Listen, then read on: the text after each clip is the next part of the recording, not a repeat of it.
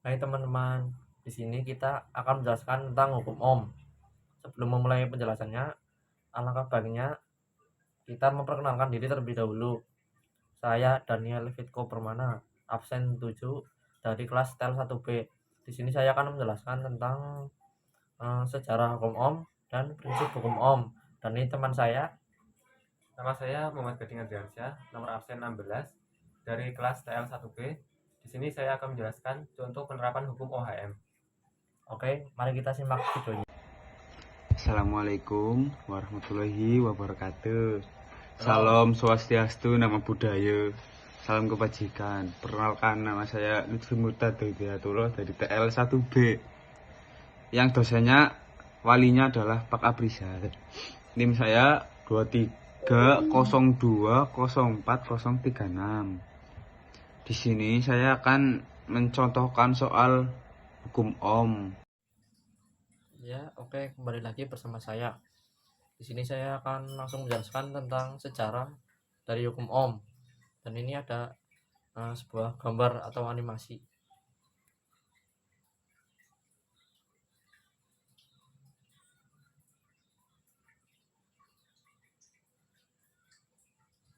Nah, ini dia animasinya sudah mulai muncul.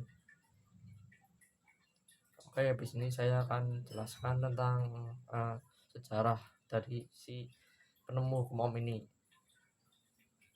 Jadi penemu hukum Ohm ini itu bernama George Simon Ohm.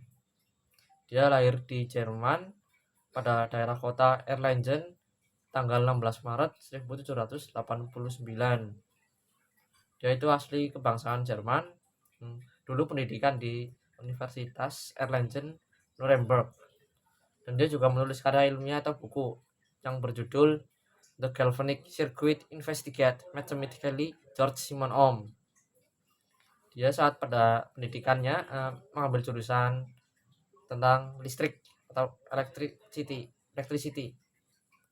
Dia juga menemukan ada tiga hukum yang dia temukan. Yang pertama ada hukum Ohm's Law, Ohm's Space Law, Ohm's Acoustic Law.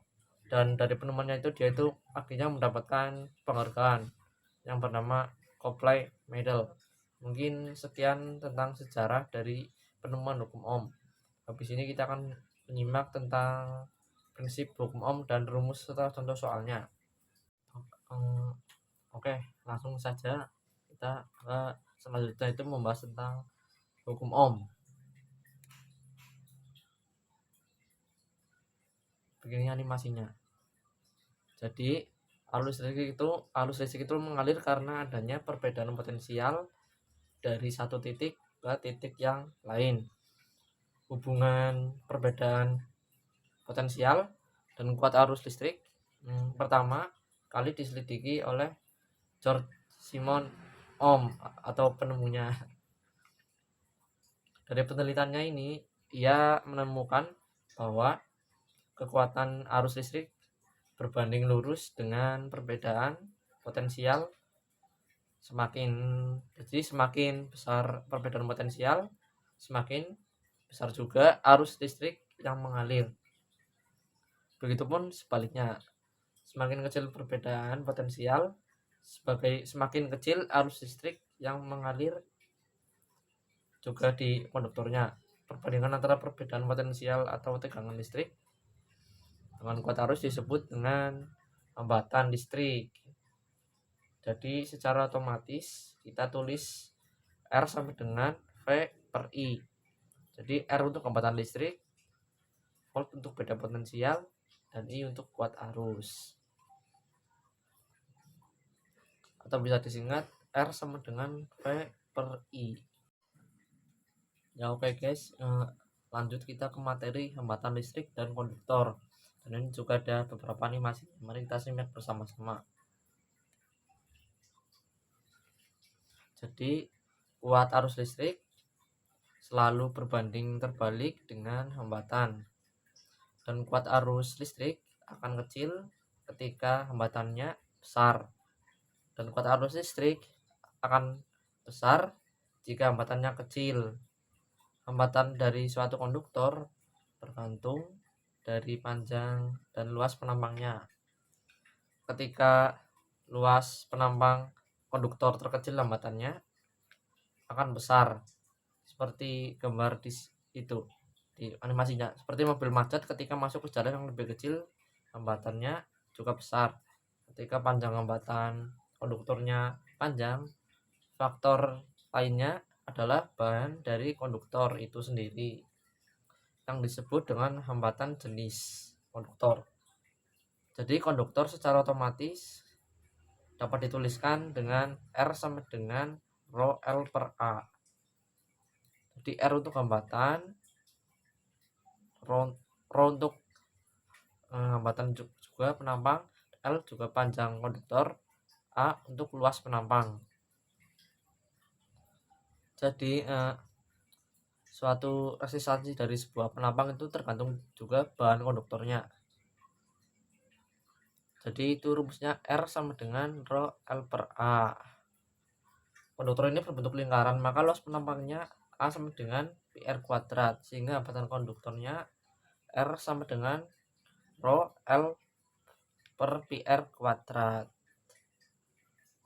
Jadi Pi dapat diibaratkan hambatan jenis yang kecil konduktor dengan hambatan jenis yang besar, baik digunakan sebagai insulator.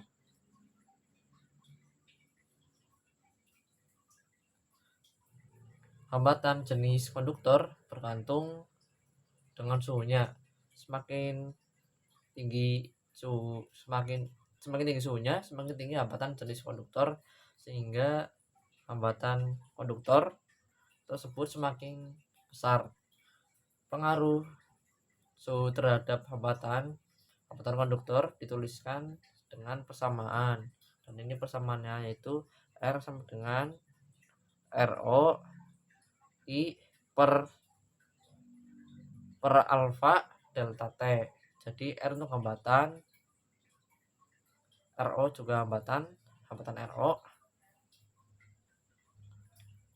lalu I tambah alfa delta T itu koefisien suhu hambatan jenis, atau bisa disebut T min TO. Oke, untuk materi selanjutnya kita membahas tentang prinsip dari hukum Ohm. Jadi prinsipnya itu dapat dilihat di gambar rangkaian yang di bawah. Jadi voltmeter dihubungkan secara paralel dengan resistor untuk mengukur tegangan yang melewati resistor. Ammeter dihubungkan secara seri dengan resistor untuk mengukur arus yang mengalir di sekitar rangkaian dan resistor. Hukum Ohm menemukan jika kita mengandalkan tegangan yang melewati resistor, maka arus yang melewatinya juga bertambah 2 kali lipat. Bila kita membagi dua tegangan, maka arusnya juga terbagi 2, artinya arusnya proporsional dengan tegangannya. Hukum Ohm juga menemukan jika kita mengandalkan nilai resistor, maka arus yang melewatinya akan terbagi 2 juga.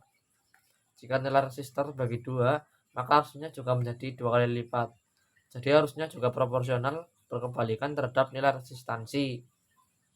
Dan untuk rumus-rumusnya ini dapat diketahui, yaitu jika ingin mengetahui nilai volt, maka kalikan I dengan R. Jika ingin mengetahui nilai I, maka bagilah R dengan V. Dan ini ada 3 rumusnya, itu ada mencari V sama dengan I kali R, lalu mencari I atau arus sama dengan V per R. Lalu untuk mencari resistansi, itu resistansi sama dengan V per I. Nah, jadi untuk rangkaiannya itu ada 2 yang tadi dibahas. Nah, ini rangkaiannya kira-kira seperti ini. Di sini saya akan mencontohkan soal hukum Ohm. Saya akan bacakan dulu ya soalnya ya, biar kalian semua tahu. Suatu hambatan listrik oleh arus sebesar 3 ampere jika berada potensial pada kedua ujung penghambat listrik adalah 9 volt. Tentukan besar nilai hambatan listrik tersebut. Diketahui I sama dengan 3 ampere, V sama dengan 9 volt. Ditanya hambatan listrik atau R, titik-titik tanda tanya. Jawabnya gunakan hukum Ohm. V sama dengan I dikali R sama dengan V atau I sama dengan 9 volt atau 3 ampere sama dengan 3 ohm. Jadi, besar nilai hambatan listrik tersebut adalah 3. Oke, di sini saya akan melanjutkan materi tentang hukum OHM adalah suatu pernyataan bahwa besar arus listrik yang mengalir melalui sebuah penghantar berbanding lurus dengan tegangan yang diterapkan padanya. Hukum ini mendasari prinsip kerja beberapa alat elektronik dalam kehidupan sehari-hari. Penerapan hukum OHM antara lain digunakan dalam peralatan rumah tangga seperti pemanas listrik hingga kabel tegangan tinggi, dan proyek besar lainnya seperti roket dan pesawat ruang angkasa. Berikut ini adalah 6 contoh penerapan hukum OHM dalam aktivitas sehari-hari.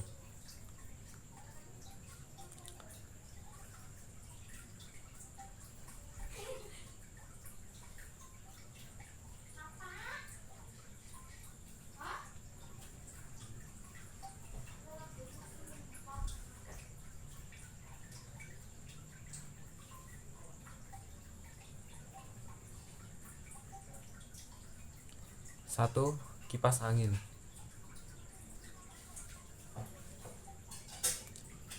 Pada kipas angin, listrik kita dapat mengontrol kecepatannya dengan menekan atau memutar tombol ke sana kemari. Di sini, arus yang mengalir melalui kipas dikendalikan dengan mengatur resistansi melalui regulator yang ada di dalam kipas angin tersebut.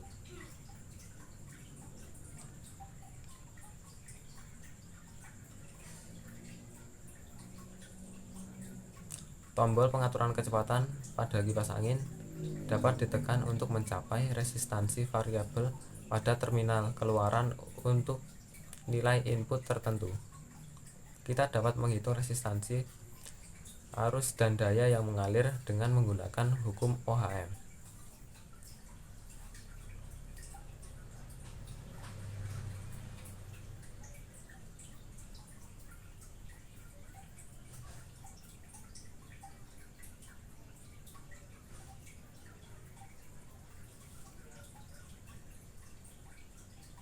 Kedua, pemanas elektrik.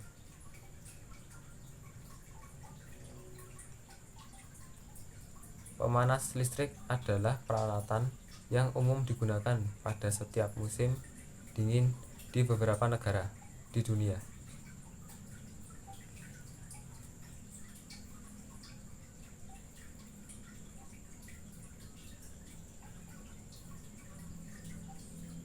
Pemanas listrik memiliki kumparan logam yang memiliki resistansi tinggi yang memungkinkan sejumlah arus mengalir melaluinya untuk menyediakan panas yang dibutuhkan. Selain itu, daya yang akan disuplai ke pemanas dihitung menggunakan hukum OHM ini.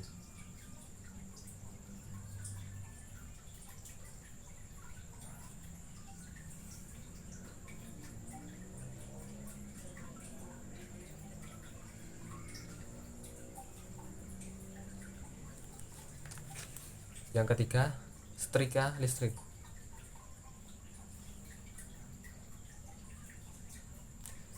Setrika listrik adalah sebuah alat elektronik yang menghasilkan panas yang berfungsi untuk menyetrika dan melicinkan pakaian kita sehingga nampak lebih rapi dan memperbagus penampilan kita.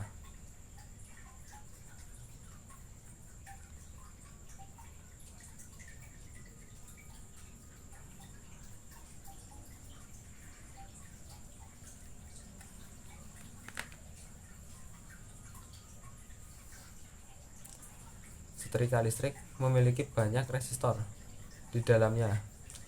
Resistor membatasi jumlah arus yang mengalir melaluinya untuk memberikan jumlah panas yang dibutuhkan. Ukuran resistor yang dapat digunakan di dalamnya ditentukan dengan menggunakan hukum ini.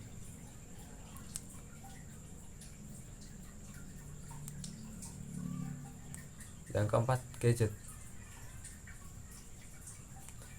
Perangkat elektronik atau gadget seperti laptop, ponsel, kamera, iPad, headphone, dan lain-lain dapat bekerja dengan membutuhkan catu daya arus arah atau DC dengan nilai tertentu.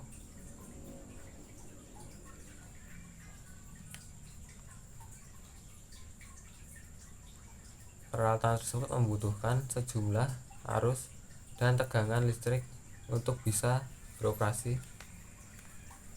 Hukum OHM memberitahu kita beberapa jumlah resistansi yang kita butuhkan untuk membentuk arus tertentu dengan jumlah tegangan tertentu.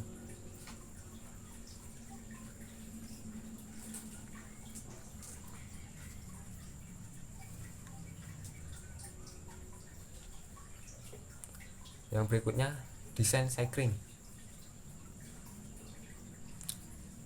Sekring adalah komponen listrik yang berfungsi membatasi jumlah arus yang mengalir melalui rangkaian serta untuk menetapkan jumlah tegangan listrik.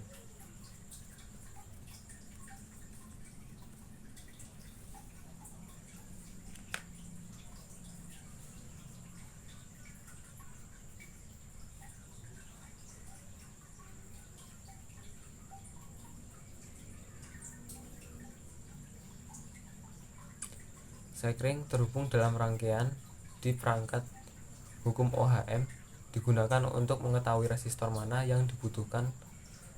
Sekring digunakan untuk mencegah kebakaran apabila terjadi arus pendek atau konsleting listrik.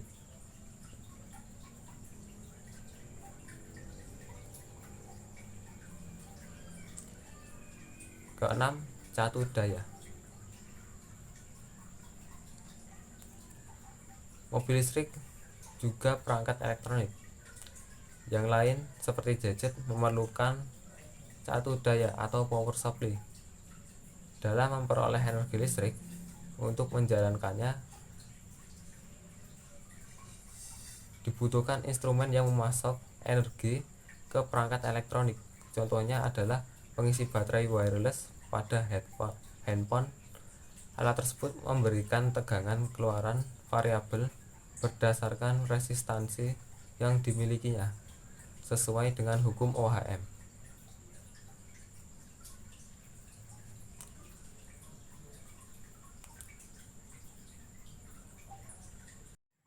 Oke, mungkin sekian presentasi dari kami tentang hukum Ohm. Jadi kurang lebihnya kita mohon maaf. Saya Daniel Foko Permana Saya Muhammad Gading Adriansyah. pamit undur diri. Terima kasih. Kayak gitu teman-teman. Maksud tidak. Terima kasih. Wassalamualaikum warahmatullahi wabarakatuh.